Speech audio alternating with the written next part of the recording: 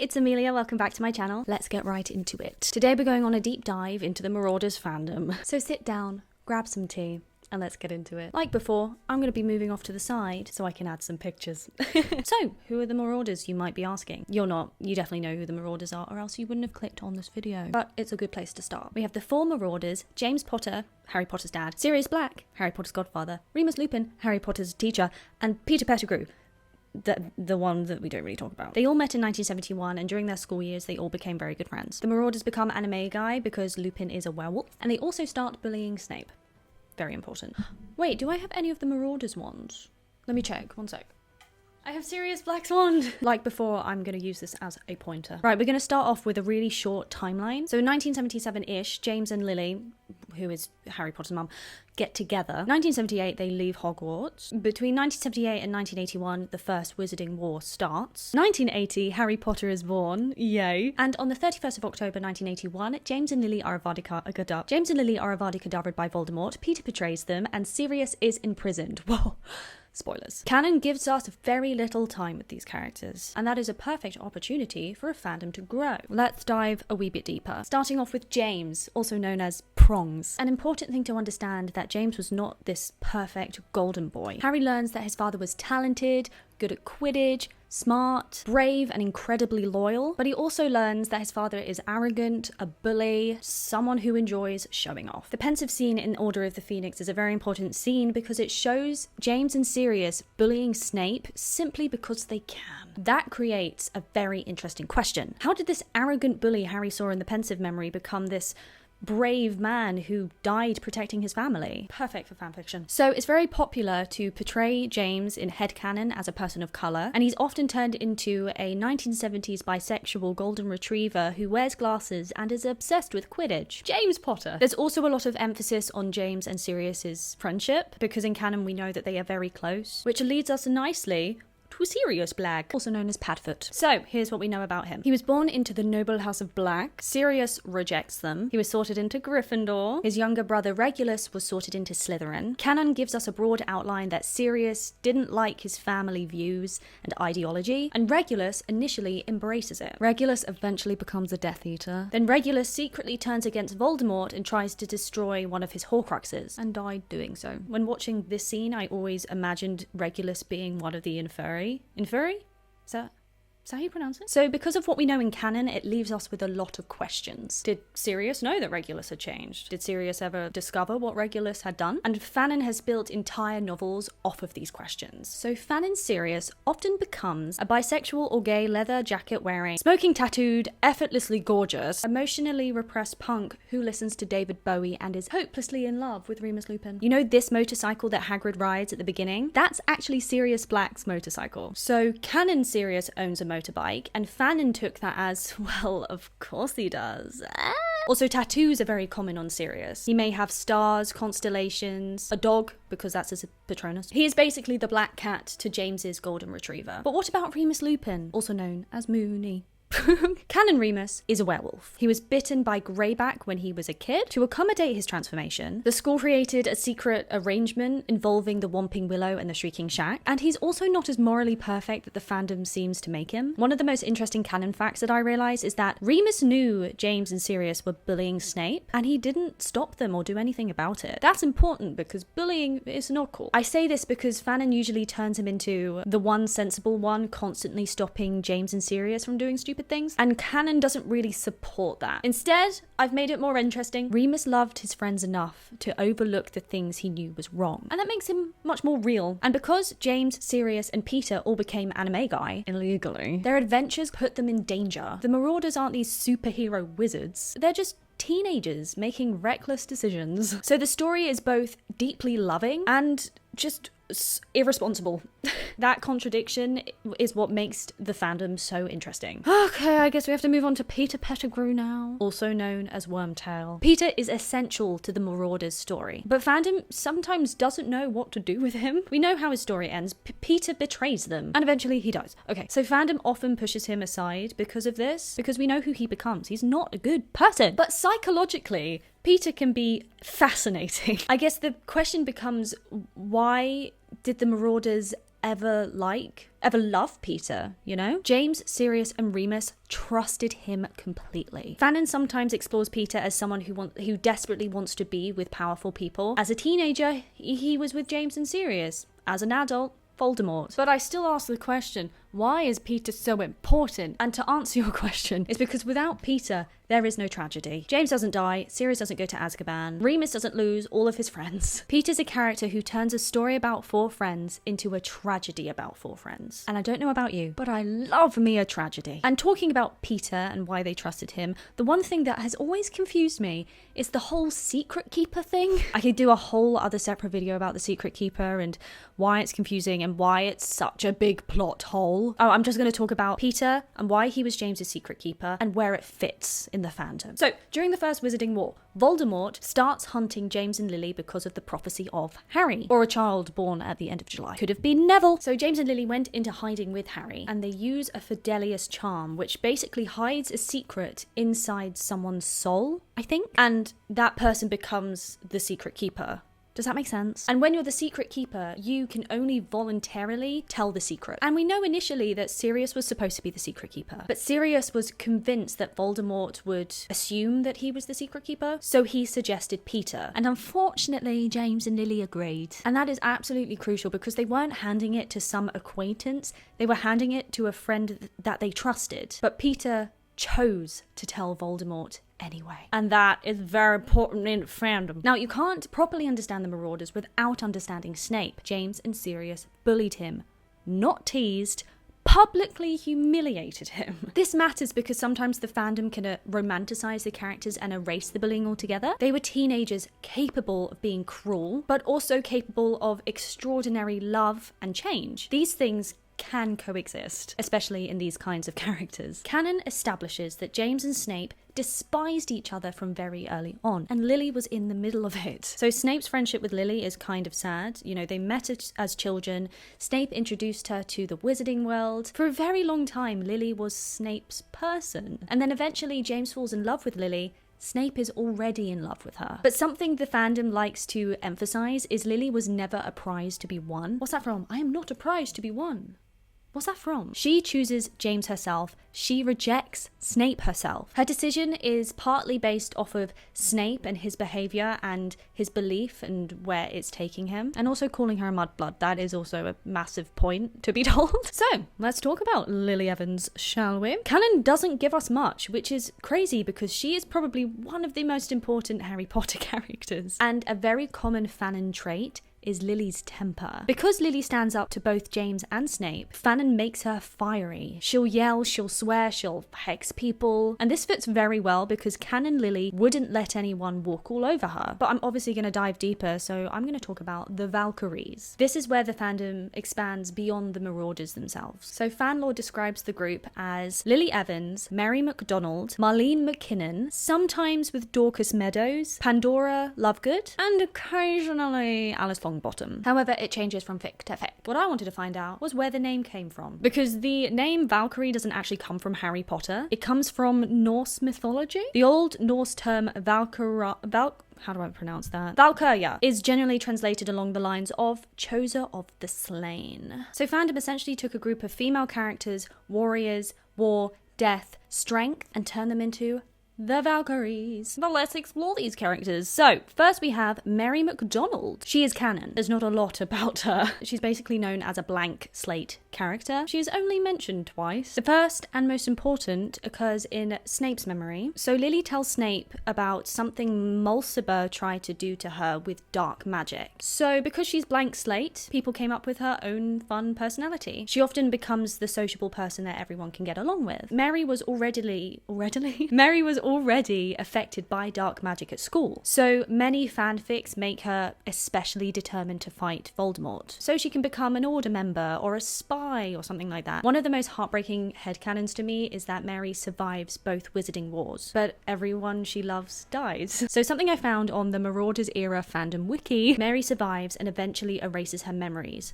That story is a very common headcanon. Let me just say that version is brutal. Mary survives, everyone dies, she can't cope, so she obliviates herself. In canon, Sirius is Harry Potter's godfather. In fanon, Mary Macdonald is Harry Potter's godmother. Now that we've spoken a little bit about Mary, let's move on to Marlene Mckinnon. I think she's only mentioned once. Yeah, so in Order of the Phoenix, Sirius shows Harry this old photograph, and Marlene Mckinnon is one of the people in it, so we know that she was part of the Order of the Phoenix. And Sirius tells us something devastating. The Mckinnons were killed by Death Eaters. So Fannon usually makes her very close with her family, has a lot of siblings, and that obviously makes it even more tragic. Another fact is that Marlene is usually sorted into Gryffindor and shares a dorm room with Mary and Lily, which makes it really fun because we don't just have the Marauders now, we have this really nice friendship group of girls as well. Fandom also gives Marlene a very particular kind of energy. She's kind of like the girl that walks into a room and everyone notices her. She's like often written as just effortlessly cool. Marlene is the person I want to be. You can literally take a look at my TikTok and realize I am not mysterious. Another fun headcanon is that she's usually a Quidditch player, either a chaser or a beater. So that makes her and James really good friends. Dorcas Meadowes. Dorcas, once again, is canon. We meet her, well, don't really meet her, but she is in the photograph that Moody shows Harry in Order of the Phoenix. And Moody tells Harry something very important. She was personally killed by Voldemort. It's not mentioned casually that Voldemort does that personally, and it gives everyone the question of why? So the logic essentially is Dorcas must be incredibly powerful or dangerous to him. So Fannon makes Dorcas a badass. And then the fandom made her absolutely beautiful. Canon, we get no description. Fandom, beautiful black woman. This is important because Dorcas's visual identity is one of the clearest examples of the fandom reclaiming a blank slate and giving them a specific identity. The fandom deliberately reimagined many of these characters, and Dorcas became one of the most prominent black characters in the fandom. Dorcas is frequently sorted into Slytherin. I guess it suits her more, however, sometimes she does get sorted into Gryffindor. Dorcas is usually seen as very feminine. She's elegant, glamorous, sophisticated, but still dangerous. And this gives the fandom another way to portray female strength. She doesn't have to be masculine to be powerful. Dorcas Meadowes. So even though Dorcas can sometimes be put into the Valkyries, she can also sometimes be put into another group, the Slytherin Skittles, which is basically the counterpart of the Marauders and the Valkyries. But they are a lot messier because we know that most of these characters turn into Death Eaters and horrible people. So in this group are Regulus Black, Barty Crouch Jr., Evan Rosier, sometimes Pandora Lovegood, and sometimes Dorcas Meadowes. So you're probably wondering why they're called the Slytherin Skittles. Easy answer, Skittles equals rainbow. And the fandom often headcanons these characters as being queer. So Slytherin plus queer characters equals Slytherin Skittles. It's definitely a fun contrast compared to their tragic stories. So let's talk about the members of the Slytherin Skittles. We have Regulus Black. He has enough canon information to give the fandom enough solid foundation, but also enough missing information that the fans can essentially make him a second life. Fanon Regulus is usually portrayed as someone, and this is the best way I could describe it, a pretty Slytherin aristocrat. What is canon is his dark mark. Regulus became a Death Eater, and at 16 he received the dark mark. Some versions make him kind of like this innocent boy who was forced to become a Death Eater, which isn't the case in the canon version. Canon, Regulus chose it. And even though that's not great, he still died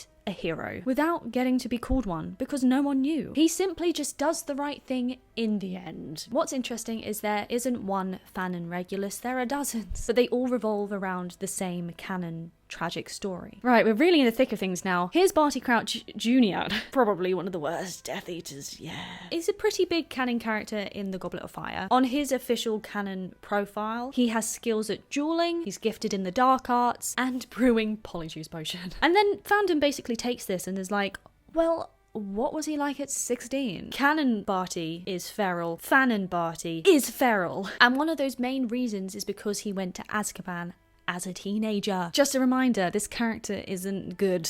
I say this because Fanon Barty is supposed to be hilarious. Not like a wholesome kind of funny, more like a dark humour kind of funny. Humor's like his coping mechanism. He might be laughing whilst everyone else is traumatized. That kind of thing. Okay, so another person in the group is Evan Rosier. He is a very minor character in Harry Potter, who is mentioned only during the First Wizarding War. We know that he is a Slytherin. We know that he became a Death Eater. He was also eventually pursued by Aurors, but resisted, so they Avada Kedavra'd him. And famously, and also how we know Evan Rosier, is he managed to take part of Alistair Moody's nose. He was basically a dangerous guy. So canon establishes that Evan is a Rosier, which is one of the pureblood families, but we don't get a detailed family tree or anything. So the fandom starts filling in the gaps. And one of the biggest ones is that Evan Rosier equals Pandora Lovegood's twin brother. I don't know how people got there. Pandora Lovegood is never given a maiden name. I don't know. We'll get into Pandora later. So another major fanon area is exploring the Wizarding War. So even though these characters aren't great, they're Death Eaters, we get to see what the war was like on the other side. Usually it's being told by Harry's point of view, James, Sirius, Lupin. So imagine what it looked like from Evan's perspective. That makes the story a hell of a lot more interesting. Oh no, didn't realise my wanda's broken. As I mentioned, I was going to talk about Pandora Lovegood, or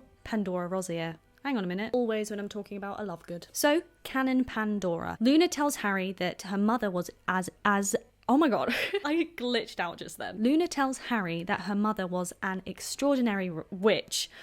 Okay. And also that she liked to experiment, and one of her experiments went horribly wrong. But that gives the fandom something to go off of, because usually Pandora becomes the inventor. And this is also why Pandora feels a little bit different to the other Slytherin Skittles. Pandora is the genius and also a little bit weird. You're just as sane as I am. She is frequently the person that wants to understand why magic works. And then we get onto her Hogwarts house, because we don't know what Hogwarts house she's in. It's never confirmed. So the fandom has two major options: Ravenclaw Pandora or Slytherin Pandora. But then I was wondering, why Slytherin? And then I thought, she wants to discover things that nobody else has discovered yet. That seems to be a very Slytherin trait. Pandora is like a bridge character. She could walk into the Slytherin common room and everyone accepts her, and then she'll walk into the Gryffindor common room and everyone accepts her. She's not entirely on one side, she is just Pandora. So those are all the most popular characters in the fandom. There are obviously loads more characters, but I couldn't do a Marauders deep dive without mentioning one of the most famous Marauders fan fictions, All the Young Dudes. It feels like a real lived-in world instead of simply a collection of just Harry Potter flashbacks that we see. The story focuses heavily on Sirius and Remus and just expands the Marauders' friendships and teenage years, just so much more. And that's when something really interesting happened, because a massive number of people encountered the Marauders through fan fiction rather than through canon. Right, I'm gonna have a quick little break, because coming up I'm going to talk about the ships. There's loads. Wolf Star, which is Remus Lupin and Sirius Black. Wolf being Remus because he's a werewolf, and Star being Sirius because his name is the Star, the dog Star. We know they're friends. That is canon. The romance is fanon. So one of the most tragic and heartbreaking parts of Sirius and Lupin is obviously when James and Lily go into hiding. Sirius was supposed to be the secret keeper. Lily and James eventually get Avada Kedavra'd. And this leaves Remus to believe that Sirius was responsible. And that's heartbreaking. Sirius then goes to Azkaban and Remus has to just keep on going and living. So that's why the scene in the Shrieking Shack is just so important to the fandom. And the ship in general, they have a fight, the truth comes out, Peter is alive, and that's when Remus realizes Sirius didn't betray James. The Marauders fandom is significantly more queer than the original story. I will talk about that later on in the video, but Wolfstar is a major part of that. It gives the fandom a queer male relationship at the center of the story, and it's brilliant. I love Wolfstar. I said it. Right, so a ship that is canon is Jilly. It's James Potter and Lily Evans. They get married, they have Harry Potter. Their whole relationship, we barely see it. Canon gives us a beginning and an end. Fanon gives us the middle. Their Patronusi. Wait, and we have the doe and the stack. It's such a beautiful piece of symbolism. They are literally the male and female counterparts of the same animal. We don't know if James and Lily had a perfect love story. All we know, James changed, Lily chose him, and the fandom gets to fill in the missing years. Their first kiss, their first date. It's beautiful and fun. It gets people into writing, it gets people into art and drawing. People get so creative. It's so much fun. The next ship, not canon, still involving James, is Regulus. That's James and Regulus. There are other names for this ship. We have Sunseeker or Star Chaser. James is the sun, Regulus is the star. The war is where the ship can get just tragic, because canon does give Regulus a redemption arc. He discovers Voldemort's Horcrux and tries to destroy it. However, he dies, and then James later on dies as well. They were both fighting Voldemort. They just never knew that they were on the same side. Oh, I get so passionate about fiction. I just love myself a good story. So probably one of the most chaotic ships is Rose Killer, which is Evan Rosier and Barty Crouch Jr. The name Rosier, Rose, Barty, Killer, Rose Killer. Rose Killer is frequently a very intense relationship. They're not sweet and wholesome, they're more like partners in crime. They understand each other's darkness. They both become Death Eaters. And that just gives them a different flavour compared to a couple like Jilly. However, canon gives us a very cruel setup. Barty Crouch Jr. survives, Evan Rosier dies. So Rose Killer stories can explore Barty losing Evan. Another ship which involves Barty Crouch Jr. is Bartyless, which is Barty Crouch Jr. and Regulus Black. You know, it's best friends, Slytherin Skittles, darkness, intense loyalty, all wrapped into one relationship. Another ship is Moonwater, which is Regulus and Lupin. Moon is Lupin. Water is Regulus because of what he goes through in the cave. Dorleen, which is Dorcas Meadowes and Marlene Mckinnon. Dorleen is another brutal one. Both of their characters have a very tragic ending. They both die. Some fics make their deaths kind of like simultaneous. It's kind of like, if you're going down, I'm going down with you. There's just so much that you can do with that. Another one is Mary Lily, which is Mary Macdonald and Lily Evans. This usually happens if James and Regulus are together, and sometimes she's portrayed as the girl Lily loved before she met James. So those are some of the most popular ships in the Marauders fandom, but now I'm going to go down my list and name some others. Okay, here we go. Panda Lily, which is Pandora and Lily. Blackinnon, Sirius and Marlene. Snilly, Snape and Lily. Snack, Sirius and Snape. Snoopin, Snape and Remus. Water Prince, Regulus and Snape. Moonchaser, Remus and James. Prongsfoot, or Starbucks, James and Sirius. Lilypad, Lily and Sirius. Regulilly or Water Lily, Regulus and Lily. Party Van, Peter, Barty and Evan. Wolf Starbucks, Remus, Sirius and James. Jegu-Lily, James, Regulus and Lily. And that's not even all of them. Another popular thing in the fandom is fan casting. There are a lot of different actors and people that have been fan casted, but here are the most popular ones. We have Ben Barnes as Sirius Black, Andrew Garfield as Remus, Aaron Taylor Johnson as James. Peter is like the least agreed upon, but the one that I found that was the most popular was Dane DeHaan. Timothy Chalamet as Regulus Black, Sophie Thatcher as Marlene Mckinnon, Sophia Bryant as Mary Macdonald, Sophie Skelton as Lily Evans, and Elle Fanning as Pandora Lovegood. And sometimes me. I've seen that a couple of times. I know that I look like the actress who played Luna Lovegood in the films. A wonderful compliment. So another massive thing in the fandom is the music. So here are some artists that I found that really represent the Marauders. David Bowie, the Beatles, Fleetwood Mac, the Rolling Stones, Queen, Pink Floyd, The Cure. That's just a couple. So I really did want to mention and emphasize that a lot of these characters are very diverse and queer. So I actually put some words together and wrote this down, so I'm going to read it. So the fandom has created something that doesn't belong entirely to its author anymore. And that becomes particularly meaningful when the creator has publicly expressed views that many of those fans find hostile to their identities. So the author may have written the original story, but you, author, don't get to dictate what this story means to everyone who found themselves in it. And I think that's why the Marauders work so well, and why the fandom can feel so incredibly personal to people. It gives the freedom back to the fans who felt betrayed. So, with that being said, I really hope you enjoyed this video. I'm gonna move back to the middle. And I really hope you enjoyed deep diving this subject with me. And I know that I probably left a lot out. Don't forget to like, subscribe, and comment your favorite Marauders character. But I'll see you in the next one. Love you, bye!